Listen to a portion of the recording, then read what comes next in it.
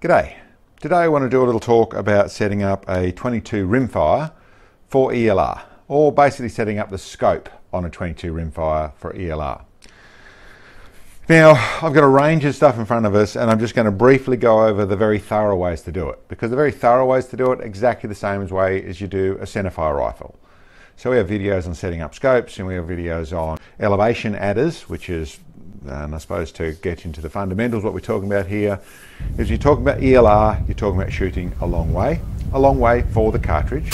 So in a 22 rimfire, that can start as close as 500 yards, and it can be right out to over 1,000 yards is how far you can actually shoot a 22 rimfire. And depending on the type of ammunition using, whether you're using some subsonic or using standard velocity or using hypervelocity or using velociter or the really fast 22 rounds, or you're hand loading, which some people are now doing with monolithic bullets. There's all sorts of different things you can do. This depends on how far you're actually shooting, and it depends on how much elevation you need. And that is the amount of internal adjustment you have in your scope to be able to shoot that far. So once we've got to that place there, then there's a level of what rifle you're shooting at. And I suppose I would say none of this is right or wrong in what I'm trying to put forward. There's guys who want to put everything into it, and like I said, are going to do everything like a centerfire. And there's guys who just want to go out and have fun in a low level with cheap ammunition and still have fun and still learn a lot of the process. So for the guys who want to do it very thoroughly, like I said, you've got all the same as on a centerfire, setting out to the big ELR or ULR, ultra long range. But be that I suppose we'll start up with one of the top ways you could do it, which would be this Genesis scope, this March Genesis scope. It actually has, this is the mini, this has 300 minutes of elevation, internal elevation, just by bolting onto a normal rail. Or you could go with, this is the Night Force or any other of the good sort of scopes where I use a air attack base on the bottom of it.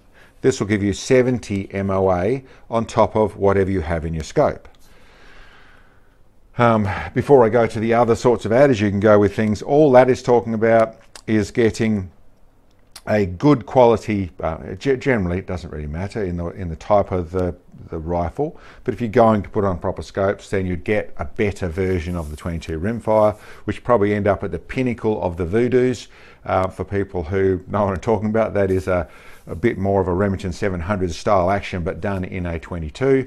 Or the CZs, or all the rest of it. I'm not going to get into the brands of things, but basically when you end up with a proper rail on top of that, so you have the ability to bolt a proper rail on top, so the likes of a Picatinny or a Weaver rail, and then to make a lot of this sort of stuff work, not the March, but a lot of the other rails and bits and pieces, you end up with a custom rail built to be able to bolt on top there. So like I said, you're getting right back to exactly how a 22 rimfire, how a centerfire works. The other way to do, and the way of getting that full-size base on, a full-size rail on, is the likes of these sort of little adapters. Listen, I don't sell these sort of products, I don't make these sort of products, but you'll find them. This is one of the many versions that go from an 11mm dovetail, which is the normal rimfire chop to your receiver, 11mm dovetail, and then open it out to where you take the full 21mm of the Picatinny. So you can get those things on and then run the rest of the scopes, which is quite common.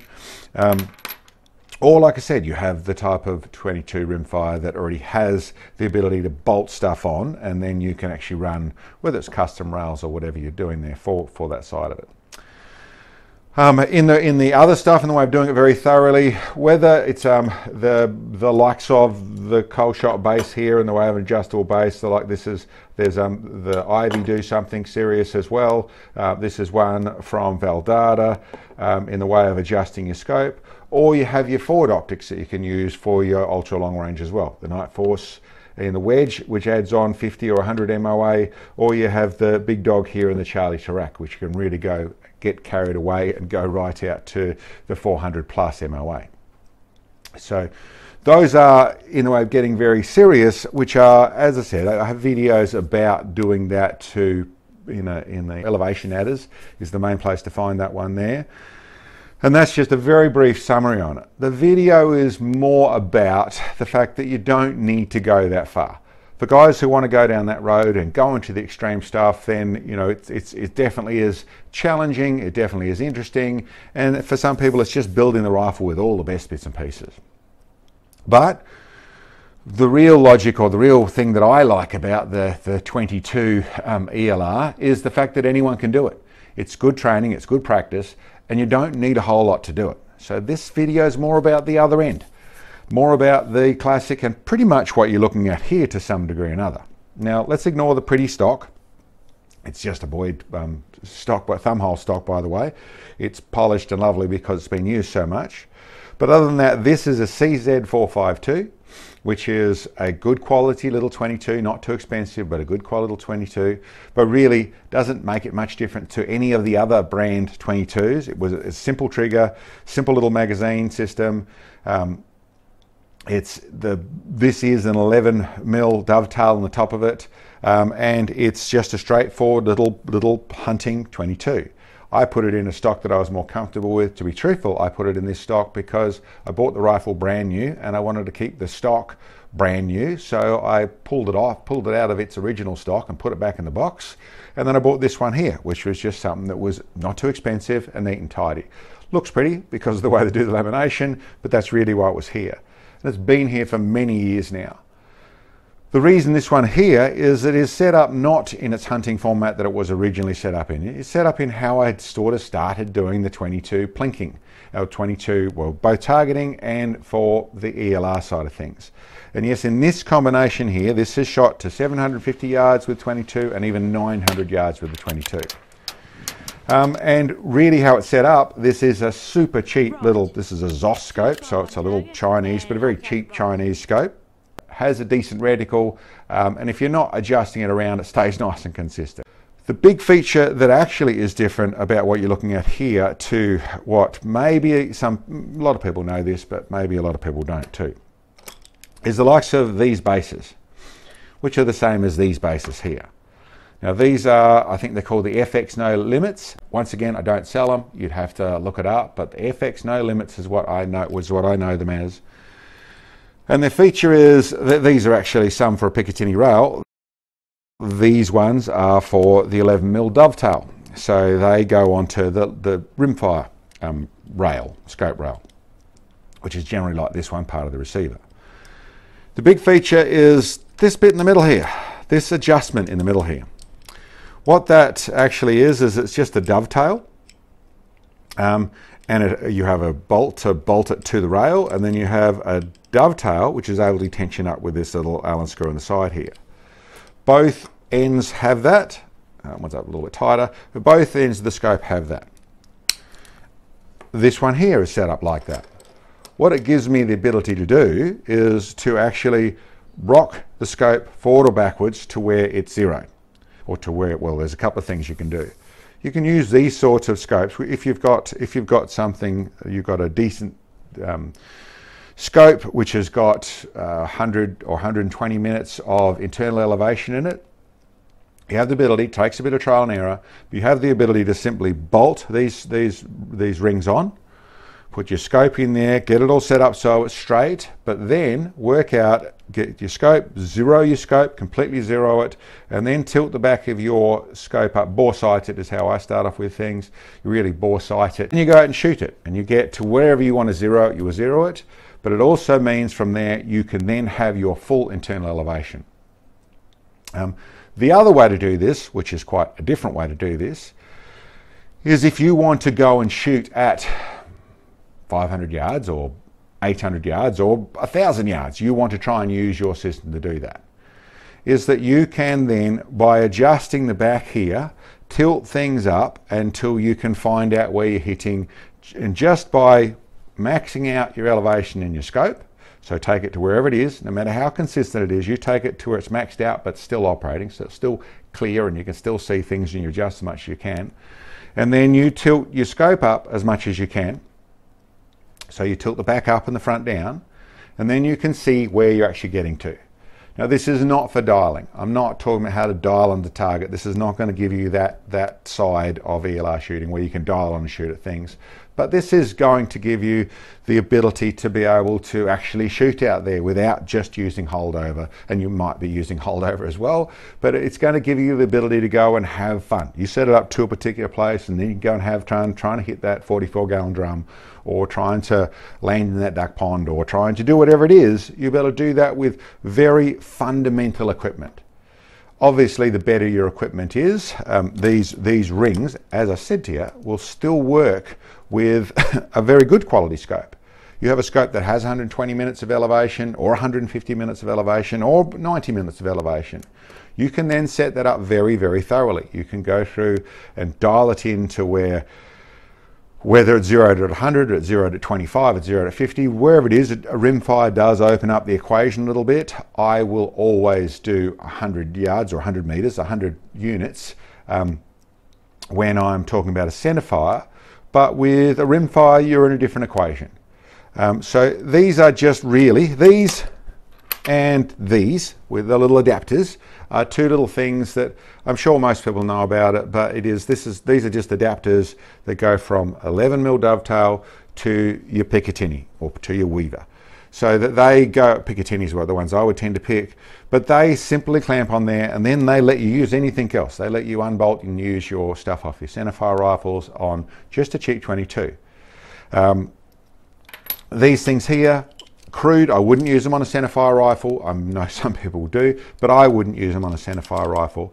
But these things do give you the ability to dial stuff in. It's definitely a trial and error thing. It's not like setting it up with ordering the right equipment and getting the right spaces and setting up the right MOA, that sort of stuff. No, this is much more a trial and error thing, using your eye and then trial and error to get it on.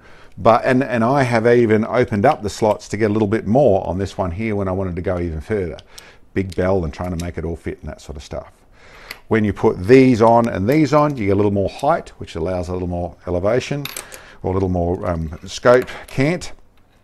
But I suppose what I would say is the reason why I'd use these, the reason why these are a decent idea is they're quite cheap. And when you're talking about a rimfire, you're not dealing with the same forces by any means. As much as there still is recoil impulse, you still need to have good form, you still need to have good trigger control, you still need to have good follow through. All those features are as important, if not more important on a rimfire. The likes of the platform, you can basically do some decent shooting off a tripod with these things, even at really long range, because you haven't got that recoil you're dealing with. The likes of the scope mounts, the likes of the stock, the likes of things, it all matters, but not to the same degree.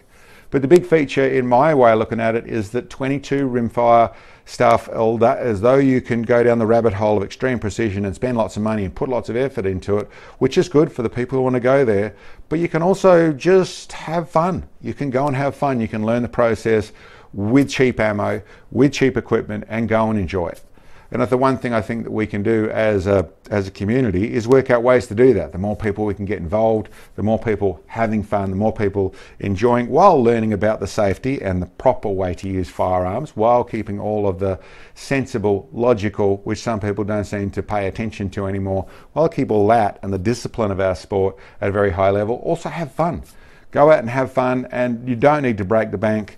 And this sort of stuff takes well, like I said, whether you want to have the Ferrari, equally you can just have the wheelbarrow. It's going to work really well. It's really good fun. And as I said, this one here, this is just an old CZ 452. It's in this really nice looking, but quite cheap, Boyd stock. And in this format here with a super cheap scope and some cheap rings and bits and pieces on it, 900 yards and pretty consistent. And that's an old video now. A lot of people have seen it, and we had pretty random wind and that sort of stuff, and we're still figuring it out, all that type of thing.